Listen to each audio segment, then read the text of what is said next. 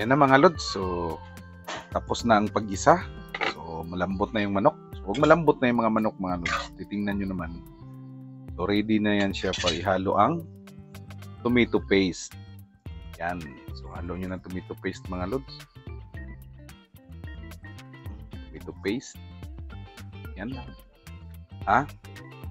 Dalawang kutsara lang ihalo mga lods. Pag medyo marami naman yung lutuin nyo, ano nyo lang mga tansya nyo lang mga idol ang pagluto. So, kunti lang. Pag kunti lang yung manok, kunti lang din yung ilagay yung tomato paste. So, tansya lang yan mga lods, no? Kasi ganito naman tayo, mga pangbahay lang naman, di man to restaurant. And masarap talaga siya mga lods. Kailangan timplahan din ng masarap. Pag mga ganyan lang mga karami mga lods, mga kalahating kilo or dalawang kutsara lang ng tomato paste.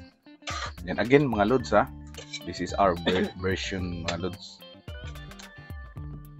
So, share ko lang to sa mga hindi pa marunong magluto dyan. Sa bahay lang. Ayan. Ayan. Balikan natin yan mga lods. Mayroon pa palang ihalo mga lods.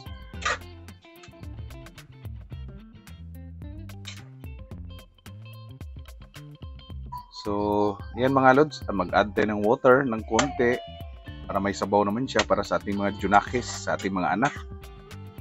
Ayan. And yung chicken cubes. So, yan. Kailangan talaga may chicken cubes mga lods. Kung wala naman, okay lang naman. Kung wala din. Kung walang pambili. So, dito kasi sa bahay may nagluto sila ng birthday sa kabilang bahay. So, nakuha namin yung chicken cubes. So, sobra naman. Hindi naman nagamit. Pwedeng gamitin yun mga lods. Yung mga tira-tira yung mga chicken cubes. Ayan, balikan lang natin mga lods ang ating afritadang manok.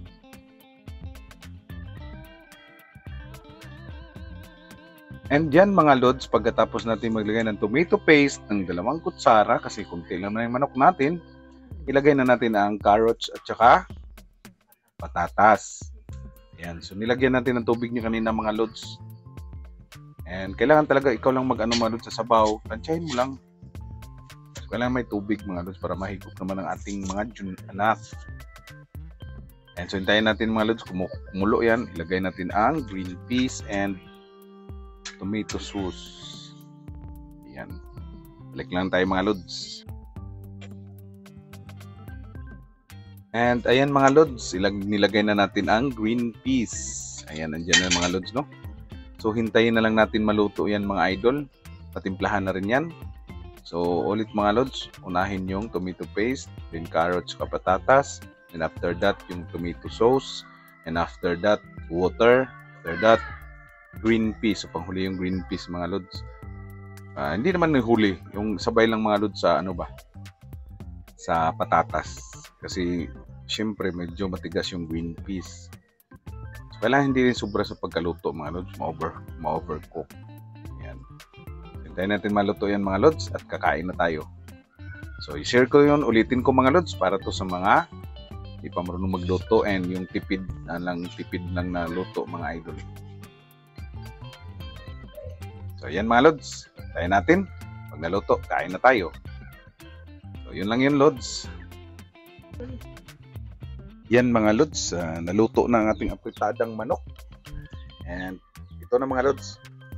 So, kailangan na natin kumain mga idol. Dahil gabi na, nag-itikpan kami ngayon mga idol dahil sobrang init ngayon dahil ulan, init, bagyo.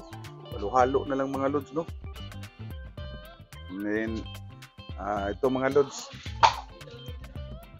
kailangan ng maghintay ng ating junakis mga idol sa ating apritadang manok. So, kain na tayo mga idol. So, maraming salamat sa panood sa aking video mga lods. Shout out sa aking mga followers dyan na sumusuporta sa akin.